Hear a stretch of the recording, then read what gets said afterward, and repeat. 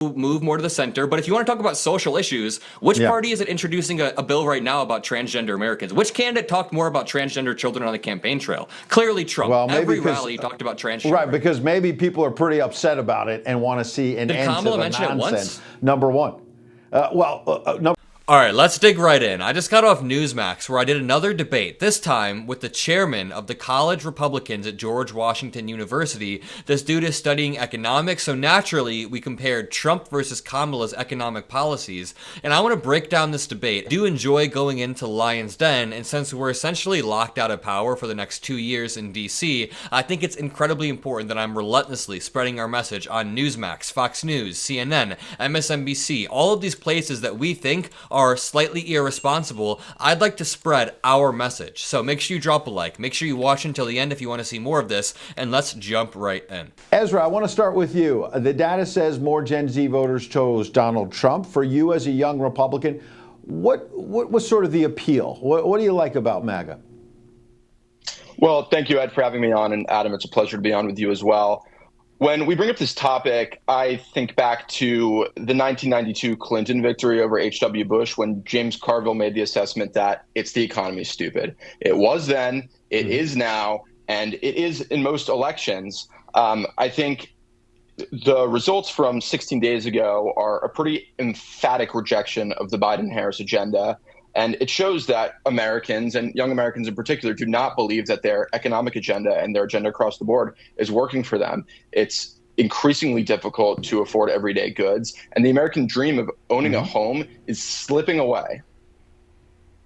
Absolutely. Adam, how do you address that? Because we're not here to beat you up. We're here to get your ideas. Everyone knows Kamala Harris lost. In my opinion, as someone who's covered politics a long time, she never really explained what she was going to do on inflation. And when she had plans like price controls, even the more liberal Washington Post said, that's not going to work. This sounds like communism. How does your party, what do you think happened? I want to be fair to you. And how does your party pick up the pieces moving forward?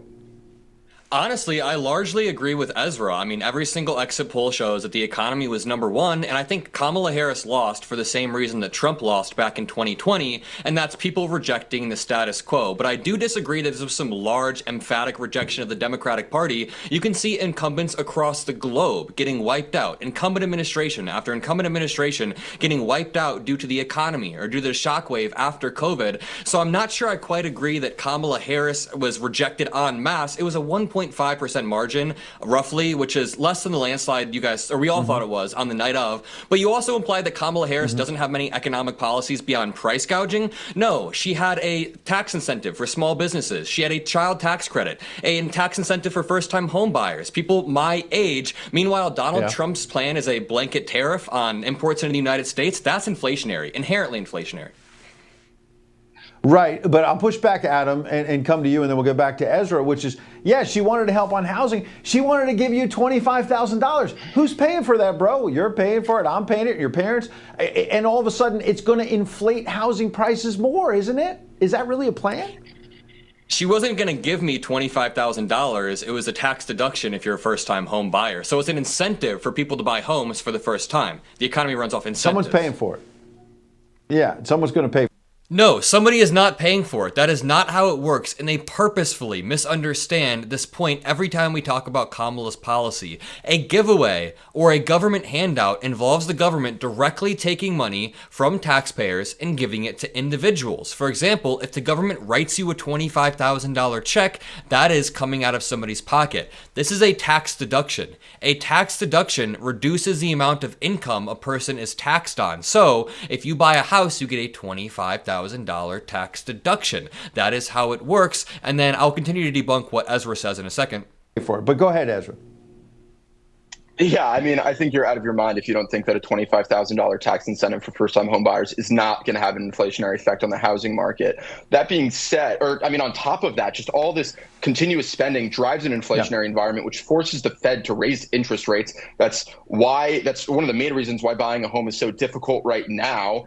If you think back to the initial days of the Biden-Harris This is exactly why Kamala Harris wanted to build more supply of homes, because at the end of the day, home prices are set by supply and demand. So Republicans also say that this $25,000 tax deduction would increase the cost of home. He just said that this would be inflationary because essentially people who are selling homes would jack up the price. But again, the prices are determined by supply and demand, and these tax deductions don't give money up front. Again, the government is not writing a $25,000 check. The $25,000 comes as a tax deduction. That's why it's such a good idea, because it comes at zero cost to taxpayers. This administration, they spent about $7 trillion with those first couple massive bills. And I think inflation has been just the main driver of the dire economic situation that most Americans find themselves in.